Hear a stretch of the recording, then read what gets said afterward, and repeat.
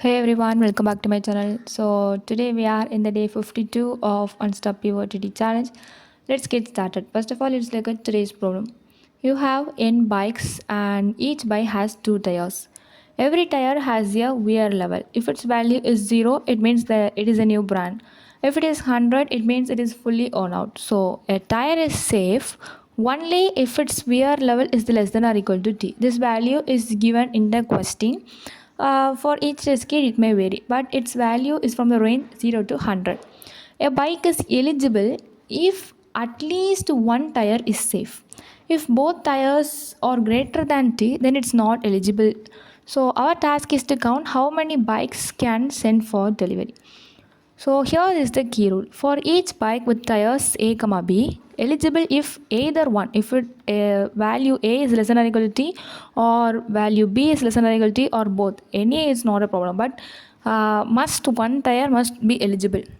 If both tires are greater than T, then it means it's not eligible, so we should not count that.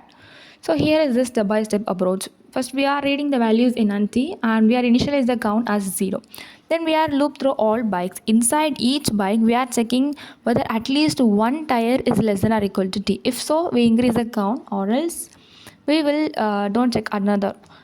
And at last, we are printing the count. So here is the example. First of all, example 1. Here they given n is equal to 4, which means we have 4 bikes, and t is equal to 80, which is the level they have given. So these are the 4 bikes, 2 tires ratio. So here they have first tire 60 and the second tire 70 the value. For the bike 1, the 2 tire value is less than 80. So it satisfies the condition, so it's eligible. Like the way we are checking all those. So the output, we have to return the count, those are eligible. So here the 4 are eligible, so we are returning the count as 4. And in example 2, they have given 5 bikes and the T level is 50. So here the first tire has 20 and second tire has 90, which is greater, but anyway the one tire is eligible, so we can count that. If both are greater, we should not count that. Like the way we are checking for the 5 bikes and our result is the 3 may be eligible, so we are returning the count as 3. So here is a Python code, which is very simple. So in the function they have given 3 parameters, which is tires, n and t. So first of all, we are declaring the count as 0 because after iterations we will return that count. So I am checking for A, B in tires. Check if at least one tire is safe. If so, we will increment the count.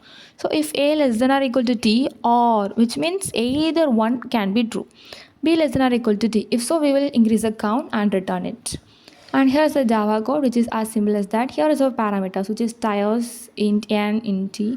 First of all, we are initializing the count as 0 and iterating the for loops. Here we have to check whether either one tire satisfies the condition.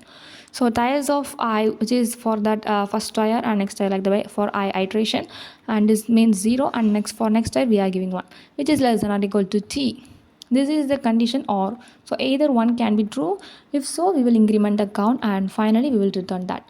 So here we are using only one for loop, so the time complexity depends on that n iteration, so we go of n. And the space complexity, we are not declaring any extra spaces, so it's constant because we go of 1. So only one logic to remember from this problem is count the bike unless both tires are unsafe. So this is a very simple problem. If you have any doubts, please comment in the comment section below. See you in the next video.